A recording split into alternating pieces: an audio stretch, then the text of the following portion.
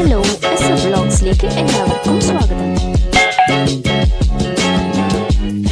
ഇന്നത്തെ റെസിപ്പി മാങ്ങ പച്ചടിയാണ്. നമ്മൾ എപ്പോഴും കഴിക്കുന്ന പിക്കിളിനെ കാട്ടിയും വളരെ സ്വാദുള്ളൊരു വിഭവമാണിത്. ഇതെങ്ങനെ തയ്യാറാക്കുന്നതെന്ന് നോക്കാം. ഇതിനായി ഒരു മീഡിയം സൈസ് പച്ചമാങ്ങയാണ് എടുത്തിട്ടുള്ളത്. ഒരു കടായിലേക്ക് 2 ഗ്ലാസ് വെള്ളം, അതിലേക്ക് അരിഞ്ഞു വെച്ച പച്ചമാങ്ങ ആഡ് ചെയ്ത് കൊടുക്കാം.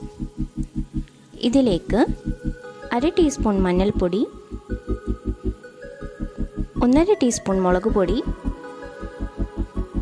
ഉപ്പ് ചേർത്ത് കൊടുക്കാം.